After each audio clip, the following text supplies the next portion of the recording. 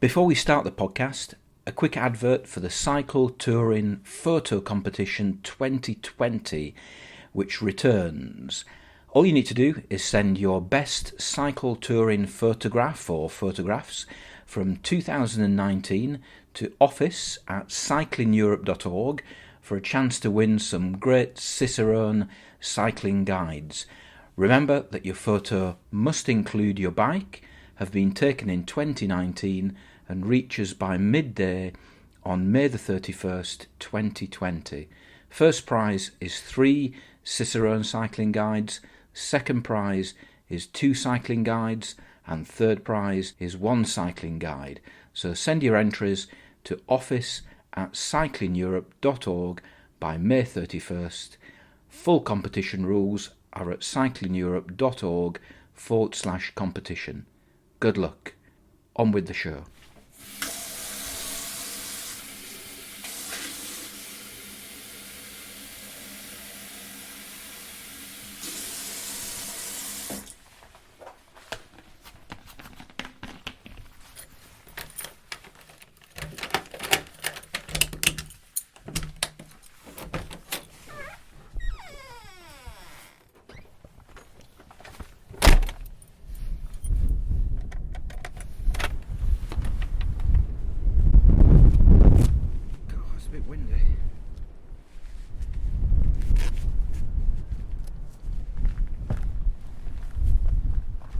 So door locked, gloves on, sunglasses on, Strava started, and ready to go on my local permitted cycle ride. Here we go.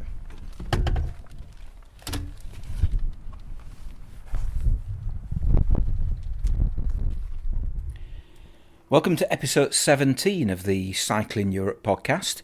Today is Tuesday the 21st of April, and we're now well into the second month of the national or even global lockdown. But that doesn't stop us getting on our bikes, not here in the UK anyway, and cycling off on a local ride at least. And that's what I've been doing several times each week over the last few weeks in my little corner of West Yorkshire. And those sounds you heard at the beginning were me doing just that, heading out of the door, off on a 20-kilometre ride.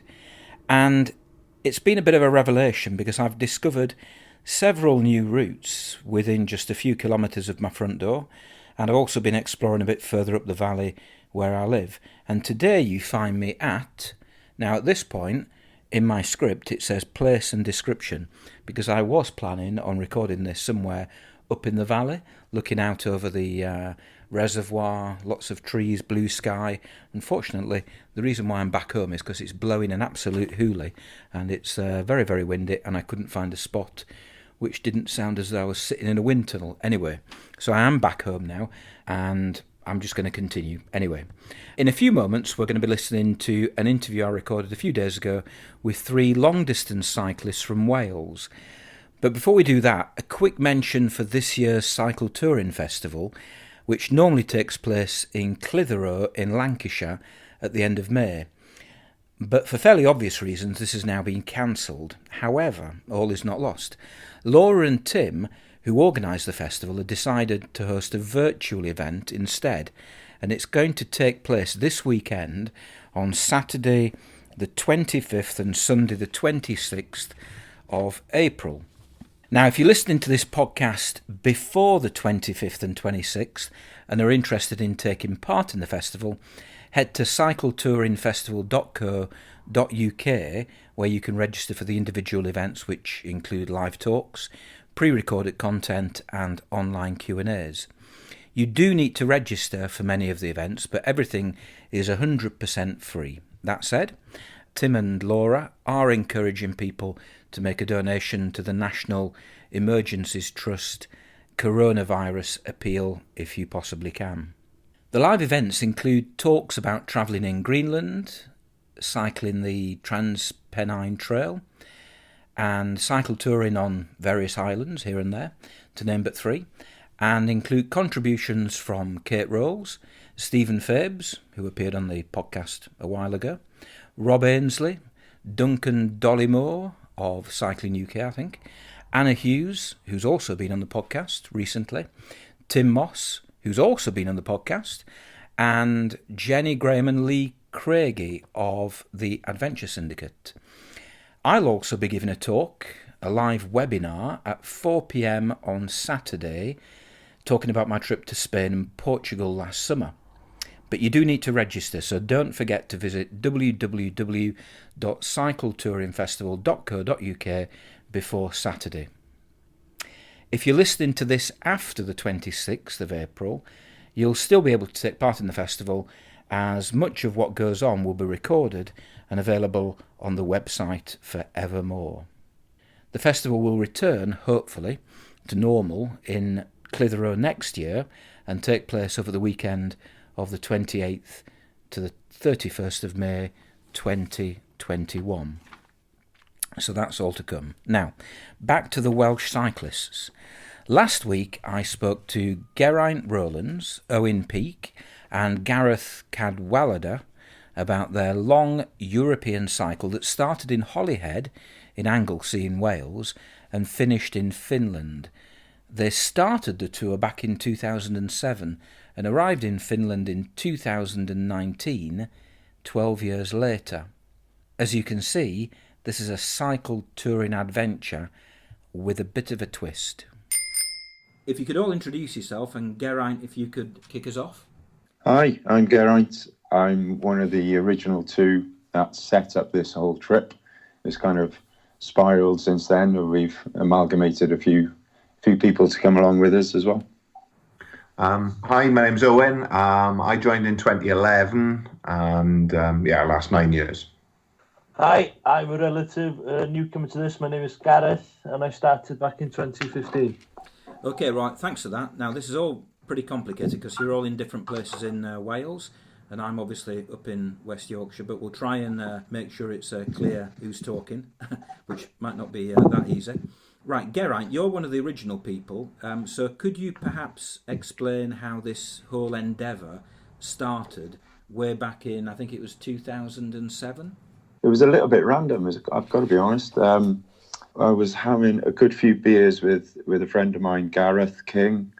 We originally met in A-level college, probably back in the year 2000. We were at a music festival up in North Wales. I'd recently had my bike stolen, unfortunately. I was buying quite a roady hybrid at the time. He was a big kind of mountain biker who just bought a road bike as well, a good old Specialized Alley. And we kind of thought, well, let's put a ride in somewhere in the calendar, as you do over a few beers. And that's what we did. We rode from his house up towards Dolgellau, so Swansea to Dolgellau, about 100 miles. I didn't quite make it. I didn't have the legs in those days.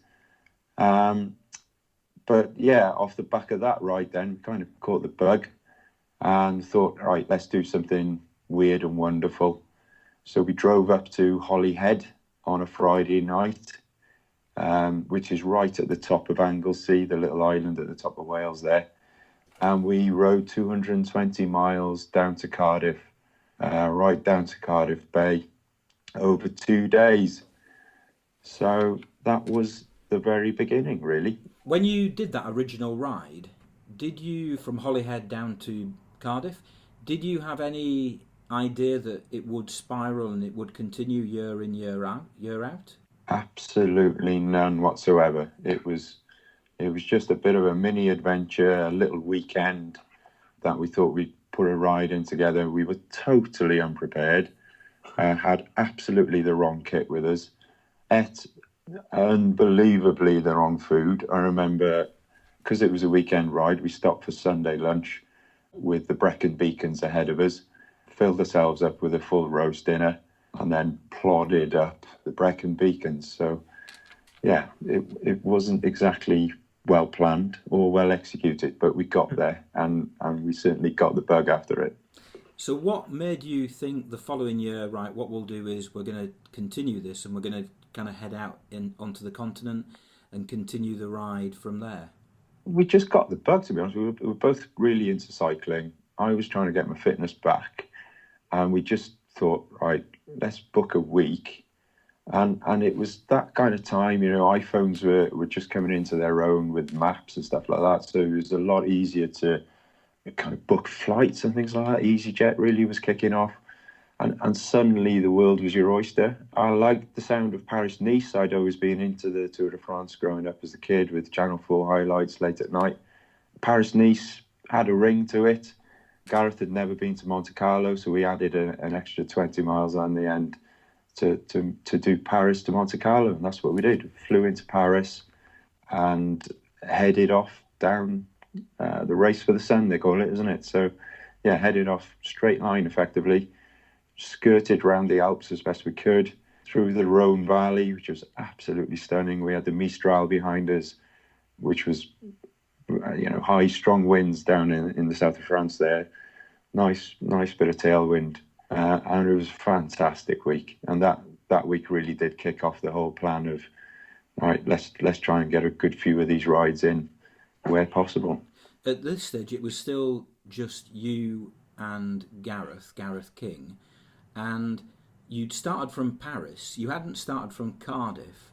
So I'm guessing that you still hadn't necessarily come up with the idea of continuing every year and just starting off from where you'd finished the previous year. That was still an idea that had yet to come, is that right? Definitely. It was totally unplanned. It's not like we woke up one morning and thought, let's cycle around Europe. This kind of patched together a little quilt, really, of ideas here and there.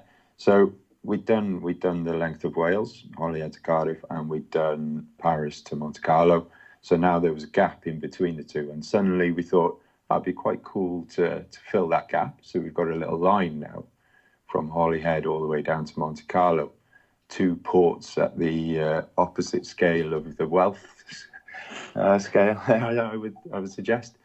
And that little concept kind of grew from one thing to another. So, yeah, the following year we did Cardiff to Paris, filled that gap. We cycled down to Portsmouth, got the overnight ferry to Le Havre, and rode into Paris and then flew home. And then a couple of years later, we kind of extended the line Monte Carlo to Rome. And that's where we started kind of invited a few friends along. Grew from 2 to 4 at that point. Okay, so pause there. So far, you've done Holyhead to Cardiff in the first year. Then you did Paris, Monte Carlo. And in that third year, or 2010, you went back and filled the gap in between. So you've done Cardiff to Paris. So you've now, in effect, done Holyhead down to the south of France. You were still only two people. There was still only Gareth and Geraint doing this. That's Gareth King and Geraint, you. What made you think, right, hang on a second, we could just keep doing this and let's involve other people? Why not just keep it the two of you? That's a good question. Again, I don't know, really. We were really enjoying it. It was great. It was a real challenge between two guys, and well, I think we work quite well together.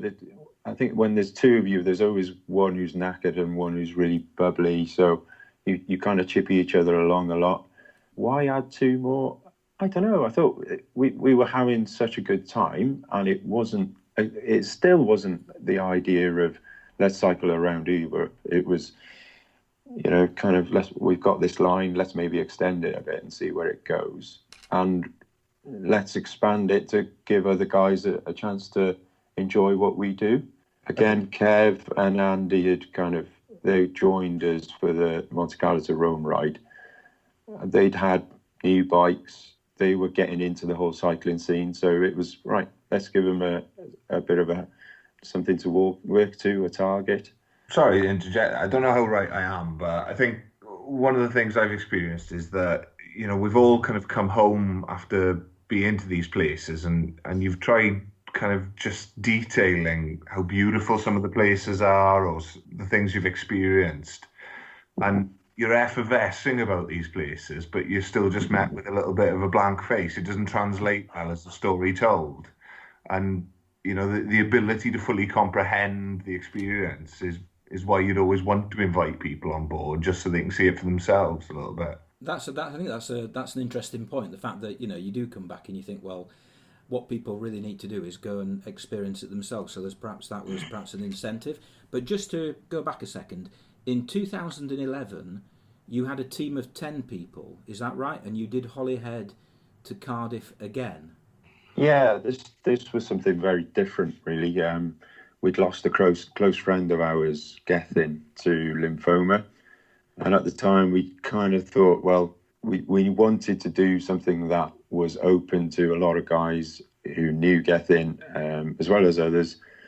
And we wanted to raise some money for lymphoma research.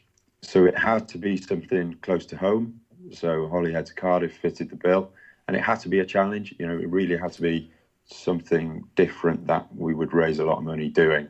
And we rode Holyhead to Cardiff in 24 hours. The challenge was 24 hours. The time we took was 23 hours and 5 minutes. A lot of people have done it a lot quicker than us. But as a team of, you know, we're not even club riders, really.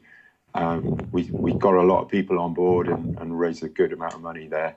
And it was a nice thing to do, to be honest. As perspective, we had somebody show up with a bike they'd bought 2 weeks beforehand, riding in jeans. And fair play, he still did the full 220 miles. That's an impressive feat, especially with a pair of jeans on. So you did that in 2011, and there are 2 extra people who joined you, Geraint, and Gareth King. That was Andy and Kev in 2012. Were Andy and Kev part of that group of 10 people who'd done the 24-hour thing in Wales? Yes, they were. Again, Kev's a close friend from college. Andy's a friend of mine from university. So Andy hails from Norwich originally. Kev's one of the North Wales lads. So we're starting to throw the net a bit wider here and collect a few different people into the group. So I think that's certainly added stuff as well. So, you know, it's not just a group of us from North Wales doing it. It is quite a wide collection of lads by now from all over. Dave, who came later he's from Sheffield. So yeah, there's quite a collection. So it brings something every year, I think. So you're now in 2012. You're doing Monte Carlo to Rome, and again, I'm going to ask the question I asked a few minutes ago. Had you yet decided that this was going to continue year after year after year, and that you were going to just extend it every year and keep going around Europe? Had that idea come into your head yet? I think the first part of that we were fairly keen on, riding year after year after year. Where that would take us was probably still an unknown. So we were heading now, we thought, right, we're in Monte Carlo, Rome's a beautiful city, it's probably about a week away, let's give that a go. So that took us down to Rome. The concept of let's do every European country, that probably came the following year, I think. At the point in 2012, I think we were just kind of picking somewhere to ride to, really. It really was that simple. There's no grand plan. Like I said, when we set out, it became what it is over a good few years. I remember a discussion you had when you got to Slovenia, whether you were to go down towards Greece, and that was in 2014, or go up and across. So it wasn't until 2014, really, that the decision was made, I don't think, Geraint. Yeah, I think you're right. That Slovenia, Italy area there was probably where we made that call. Owen. Hello. Hi, you got on board for the first time in 2013 on the Rome to Slovenia trip. Had you done the 24-hour thing back in Wales? Yeah. You know, I'm part of that wider net where my attachment to the guys is quite tenuous. I didn't know any of them really. I got wind of the 24-hour ride via a mutual friend, and I just started cycling. It sounded wildly difficult, but I thought I'd have a crack anyway. And I got my invite to join the guys then for the European side of things in Rome. So yeah, that's the point where I think, you know, I guess the idea of maybe making it something more probably started to fester, if you like, at that point, because until then you're pretty much heading in a straight line south. The minute we kind of turned back up north towards Slovenia, it was, I guess, starting to, yeah, the question was begging, where are we going to end up? You know, what is the finish line for all of this? And yeah, I think, like Gareth said, the idea forms then that, if at Slovenia you just keep heading east or north, you're going to miss out all of the Balkan countries, and it kind of feels like boxes that you haven't ticked at that point, having been, through that route. So it was a south then from Slovenia onwards. So you've been involved, Owen, since 2013, and the route has then headed off down, as you say, through the Balkans, Croatia, down to Albania, right down to Greece, and then you kind of doubled back and headed back up north through Eastern Europe. Just tell us about the amount of planning that you do. Do you know exactly where you're going to be on each day? Do you have all the hotels booked? Do you have a van to carry all your stuff, or is it unsupported? We do have a good plan laid out. We know roughly what we're capable, and it's definitely been a learning curve over the years. And the fact that every mistake made has resulted in a change of tactic the following year. But we know what we're capable of over what terrain. So you're kind of finding towns on the maps roughly a good distance apart that you're capable of on any given terrain. Booking ahead. There's no support vehicles on any of the years. It's fly out with your bike disassembled in a box. All the usual kind of budget airlines. Usually some quite odd looks then at the side of the airport as you're reassembling your bike and trying to dispose of the cardboard somewhere. And then, just set off heading for your first hotel that night. I think planning-wise, it's definitely changed since the introduction of Google Street View and things like that. It's a lot easier to... And it's achievable. It's something anybody can do. You can just kind of find your way through a route on any given country. Do you travel quite light? Do you carry much equipment with you, or just the bare basics? It's been an experiment year on year. I think the first year I went out in Italy, everybody had this idea of pushing out the daily distances, and everybody's packing super light, carrying barely anything. We're literally carrying, you'd comfortably fit in a briefcase for the entire week. We're not the freshest smelling group of guys by the end of it. And what you find is that you're possibly touring with a trade-off between comfort and weight. And I think, like a lot of cyclists, you hit a phase where you're a bit of a weight weenie and you're fixating on everything and anything. And over the years, the one biggest change, I guess, is the kit that we carry. And I think everybody now has started to move across to panniers and just, being able to live a bit more achievably. You can huff up a big climb with an extra few kilos if you need to, if it means you don't, feel like your back is breaking 2 days in and you're not capable of carrying on. And I'd couple that as well to things like spares and tools and whatnot. We've had way too many mishaps, really, to not learn. Gareth, you have been involved more recently. What was the first year you were involved? And again, how did you join the group? I've known Geraint and Gareth King I've known Gareth King since school and Geraint since tertiary college. I was a bit jealous upon hearing the stories, but I was a bit late getting into the cycling myself. I didn't start cycling till about 2013, 2014. Hearing about all these places and all these random stories of all these encounters and these, beautiful places, and I wanted a piece of that myself.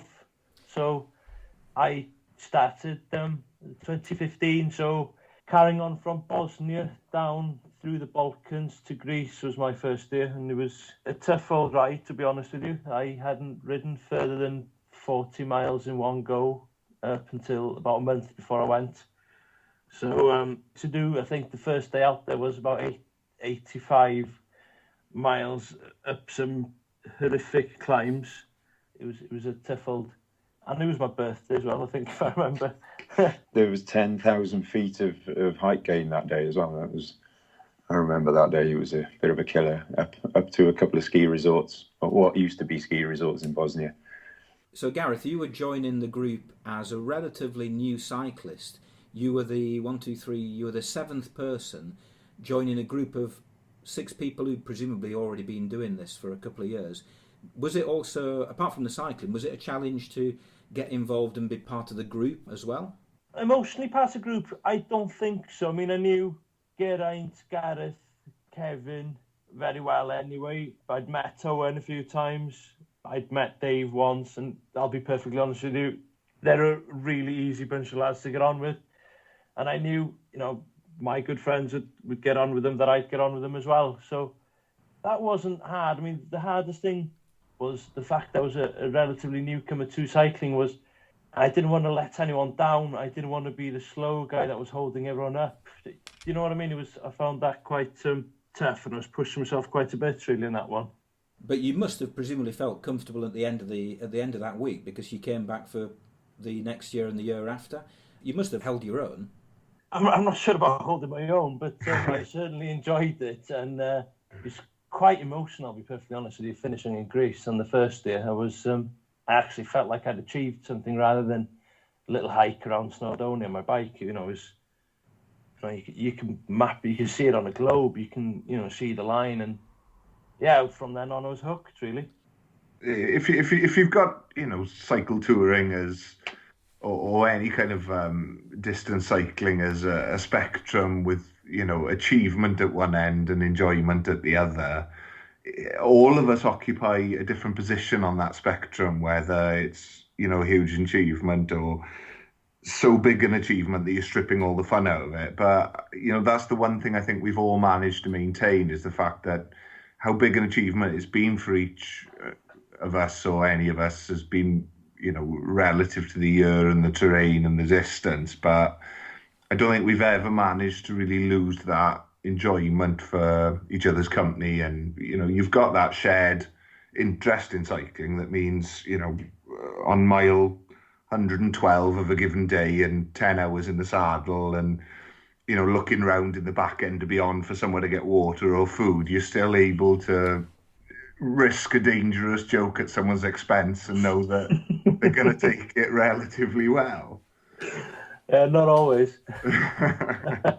So we're now in 2016 and you've arrived in Greece. Now, I'll just quickly tell anybody who's listening where you went from here. So you were in Thessalonica, you went back in 2016, you headed for Hungary, and then 2017 Hungary to Poland, 2018 Poland to Lithuania, and then in 2019 Lithuania, finishing in a place called Lappeenranta in Finland. So how many countries have you actually visited so far, and how many kilometres in total since, well, not everybody, but since those two people left Holyhead? We're looking at 28 countries in total so far, with 6,000 miles, so that's best part of 10,000 kilometres. Over the years, there's we have seen some quite amazing things. Going back to where Gareth joined us in Bosnia, the reason we went to Bosnia that year, because we'd had to chop the previous years short slightly. We found ourselves on the top of a mountain in Bosnia, absolutely hurling it down with rain, some of the worst conditions the Balkans had seen for years.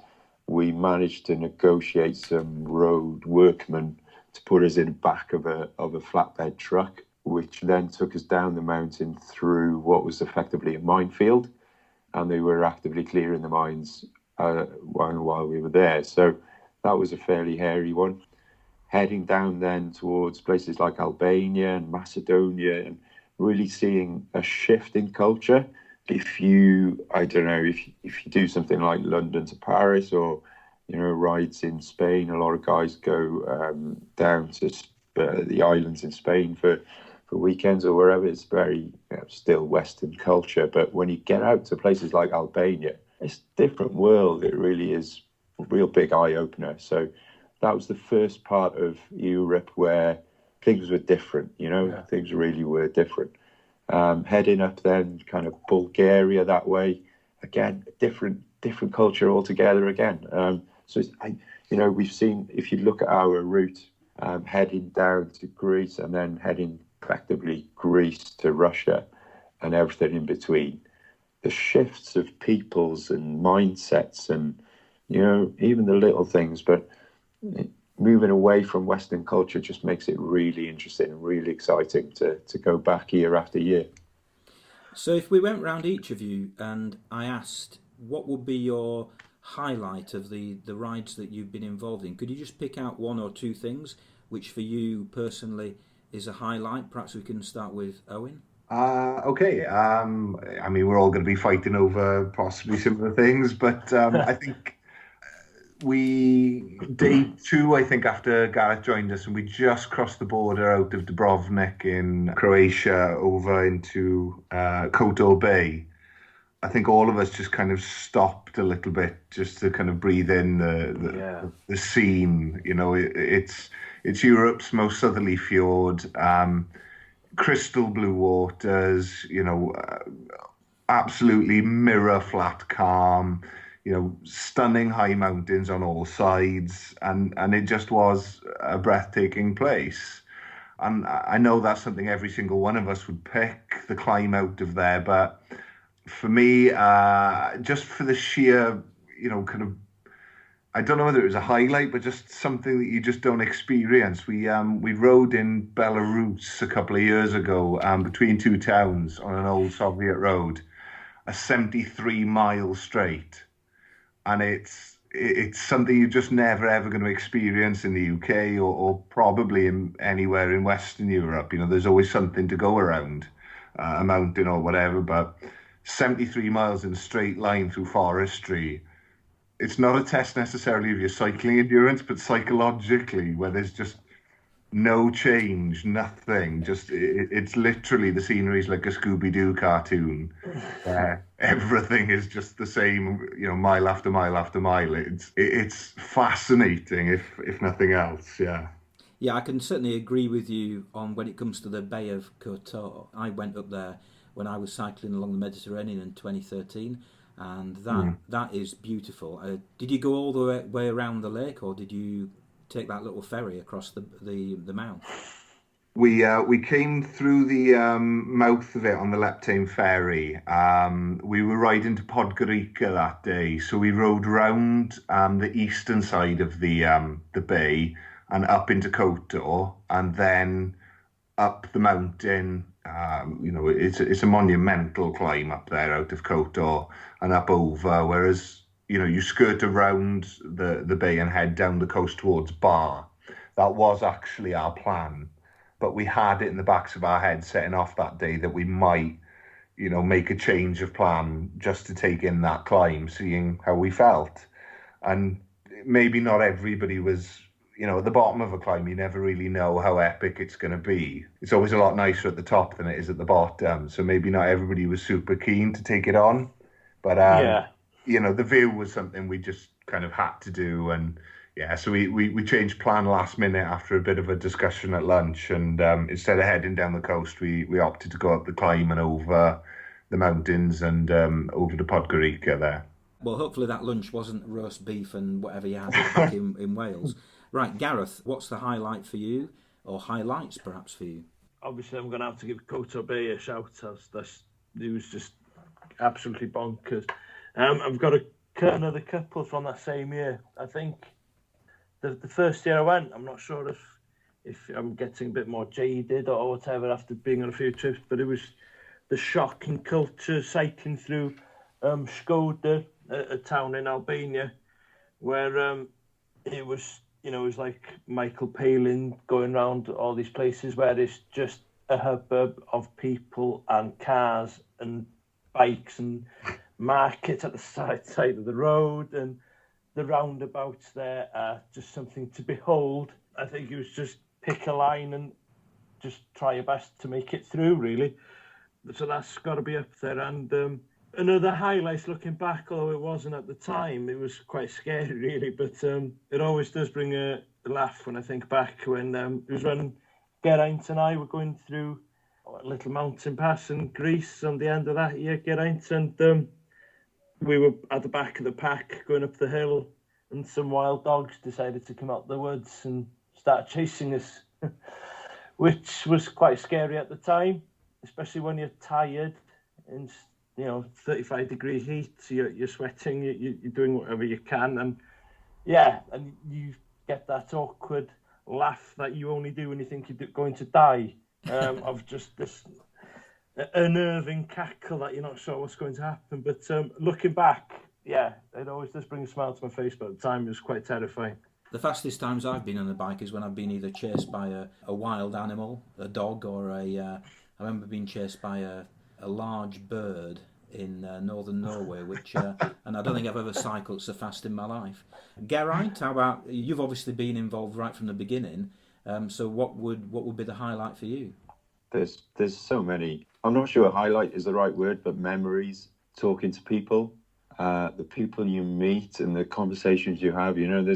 There's a bunch of, by now there's 10 of us, so there's 10 guys in Lycra turn up in a random village in, I don't know, let's say Ukraine somewhere, and people come out and people talk to you, and people are kind of asking where are you from, where are you going, what are you doing, the strange looks you get, the random conversations, talking to people.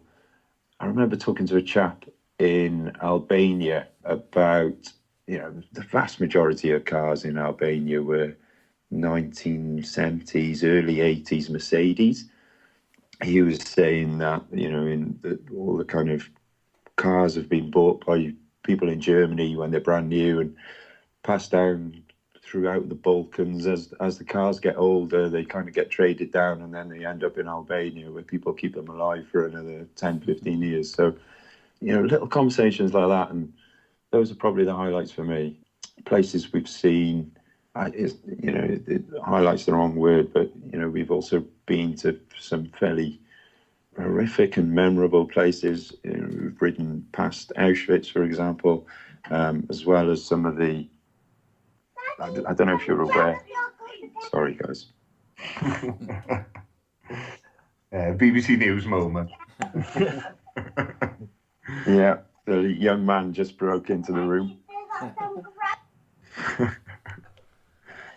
I think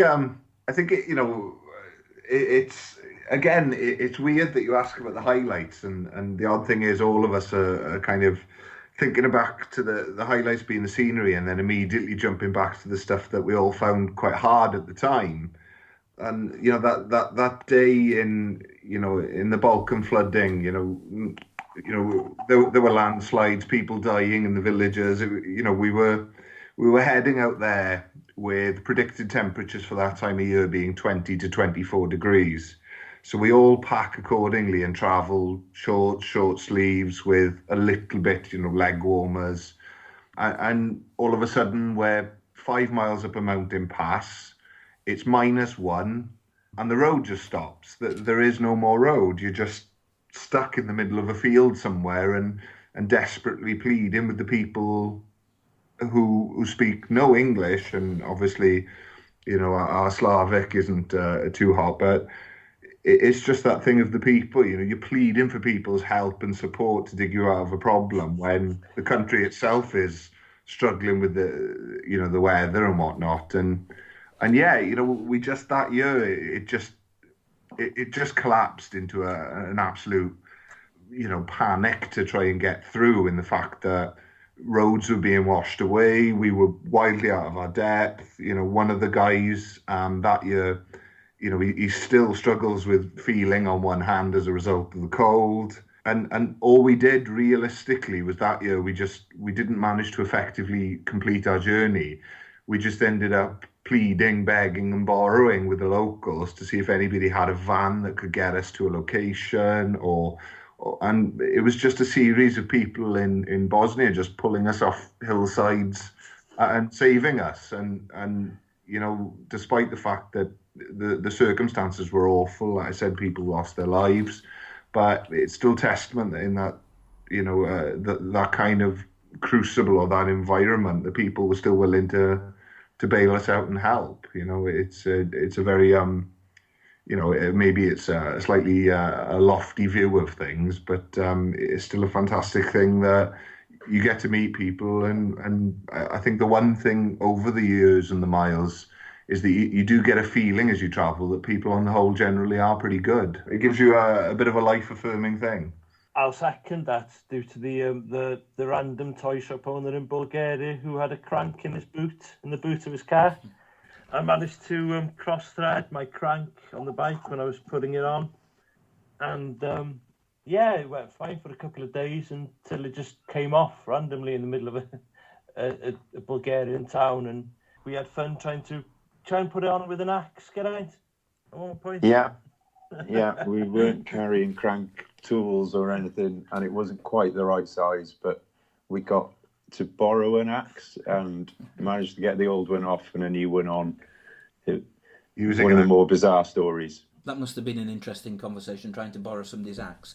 But I think it's a bit of a cliche sometimes to say that people in this country or that country are very nice. I think it's probably better to say that when push comes to shove, most people in most countries are actually quite nice people, and people will help you out. You know, if you approach them, if you ask them, if you engage with them, you do tend to meet nice people, because most people are actually quite nice people. A couple more questions. Have you ever considered kind of going to the next level and camping?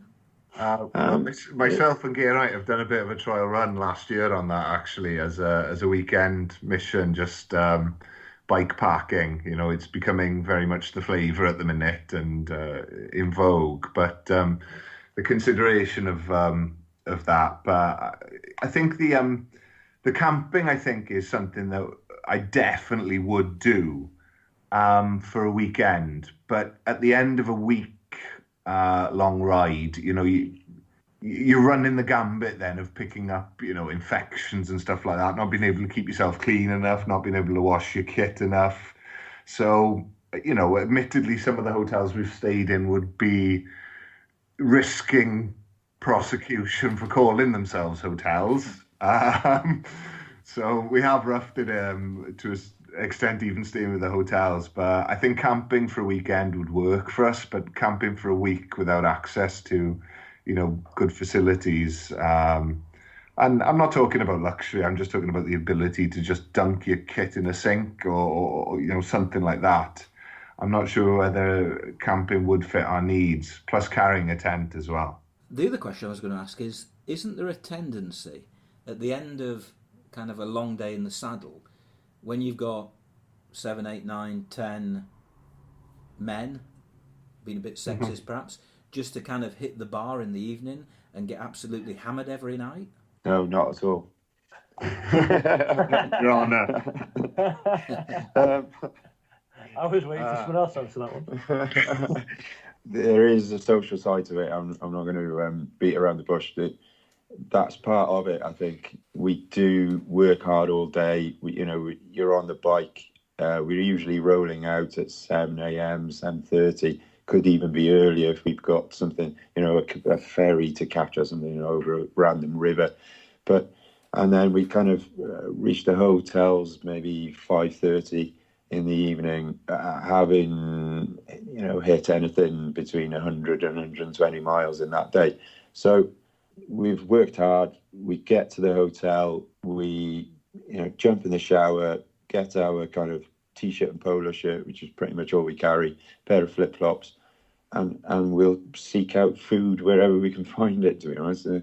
Land like a plague of locusts on the local pizzeria place, and then have a couple of beers. It works quite well. You haven't got too much time, I'll be honest. By the time 8 chaps have washed their kit ready for the next day, found food, got their bearings, got kit ready for the next day, maybe sourced some breakfast, because there's no shops open at 7 a.m, so we tend to stock up the night before. By the time you've done all that, you're not really going to get too much drinking time in, really. But we squeeze in a couple of beers and make sure of that. Well, you make it sound a bit like a Tour de France racing team, but I'm sure you're not that clean living for the course of your week. Have any women ever expressed an interest in doing it with you? No, to be honest. Nobody's kind of thrown their hat in the ring, to be honest. I don't know whether it would impact the team at all. Like, I think it's already been mentioned, we don't mind saying it as it is, and I don't know whether, as gentlemen as we are, we would shy away from doing that with the gender question thrown in. I don't know. That would be an interesting one. It's not a closed door by any means. Yeah, could be an interesting one for future years. Yeah, the problem we've got obviously sometimes is we hole up in some, you know, four of us have, shared double beds with many of the boys and everything. And, the question does come then when you get a female coming along, whether that's appropriate, I suppose. I mean, we're coming across here slightly Puritan. I mean, it's a question of what everybody's comfortable with. So, like I said, as Gareth said, we've had to share beds and all sorts. And yeah, I mean, I personally, my outlook on it would be, well, look, this is the situation. This is how we travel. This is how, and I'd be more than happy to make accommodations and do whatever's necessary to put someone at ease, make somebody comfortable, but I wouldn't necessarily get to the point where we're changing the entire structure of the trip to accommodate somebody, and that would be true whatever their gender was. So yeah. It's a case of there's not exactly a surfeit of guys looking to join us either. So it's it's one of those ones where, as Guy says, it'd be interesting. I'd like to see. Obviously we're a broad church. All comers are welcome. It's just a case of, as you say, we don't smell great necessarily over the time. And as I said initially, it's been a learning curve over the years where our kit requirements have maybe become a little bit more accommodating. First year I went, I was literally traveling in cycling kit with a pair of shorts and a t-shirt for the evening, get into wherever we're staying, taking my kit off, washing it in the sink, putting my evening kit on, going out, and just copy and repeat day after day after day after day.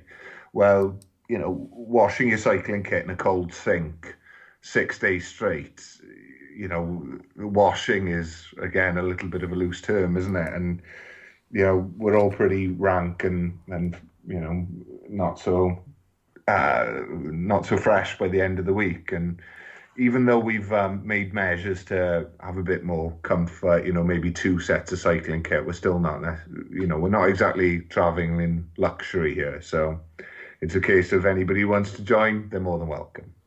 Now, I've counted, and so far you've done 12 stages of this European tour over 12 years.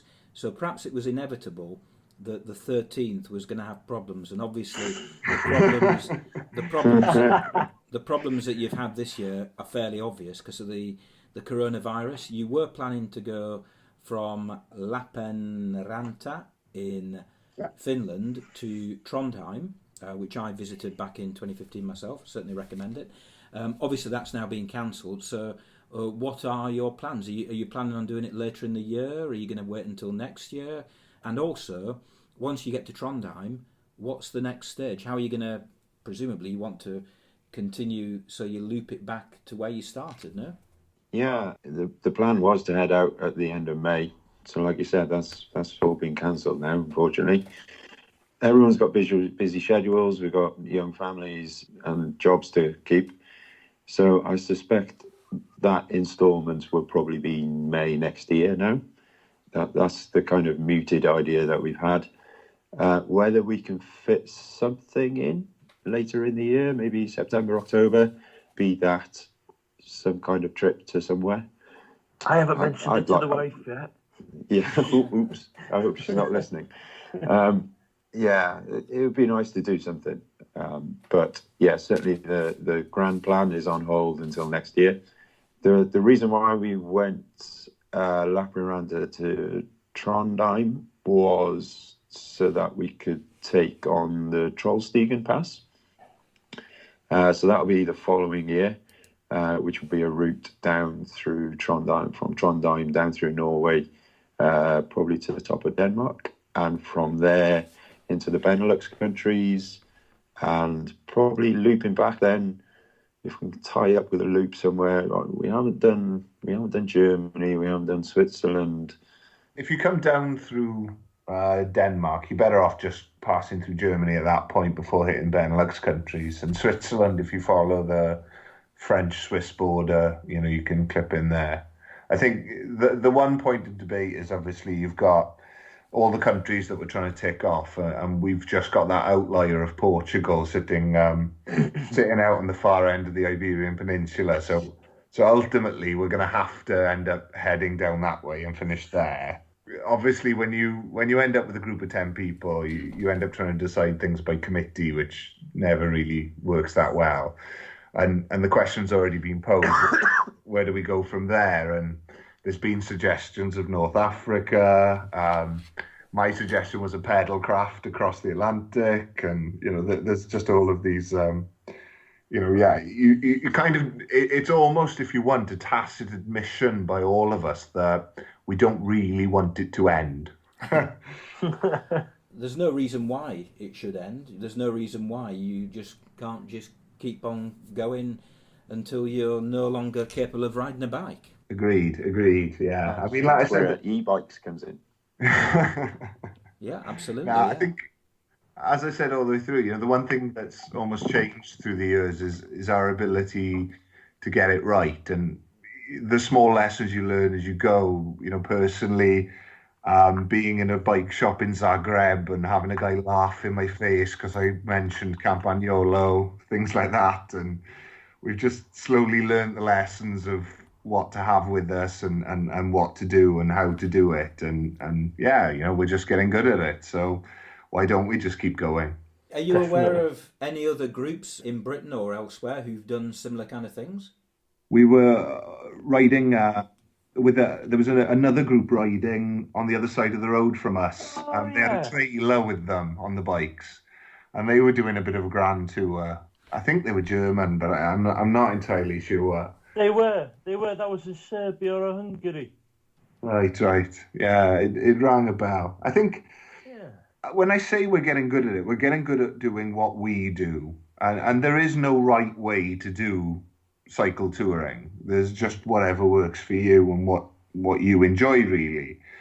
I think we still quite like this slightly slapdash Heath Robinson feel. We're off into the wide blue yonder, if you like, in our heads. Even though we've got our roots and very often accommodation booked, there's still always that, right, we get on the flight and that's it. We're gone from the support, if you like, of the world we know. And we are diving into that. And as I say, we haven't got anybody on speed dial to help us in the event of...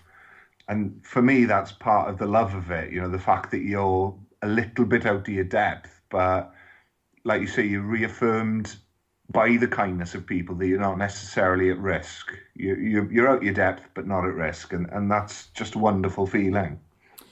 That's a nice way to round off the conversation, is the fact that you make that point about, there's no right way to do a cycle tour. You just kind of do whatever you think is best for you. So, no, I think you found a brilliant way of doing it, a brilliant way of managing to tick off 29 countries, was it? Not everybody can do it in 5-6 weeks of a summer holiday. So, I take my hat off to you, and I think it's an inspiration for other people. So thank you for talking, and good luck when it comes to presumably 2021, when you head back to Finland in the direction of Norway and beyond. Thank you very much. Yeah, thanks for having us. Thank you. Cheers. Thanks.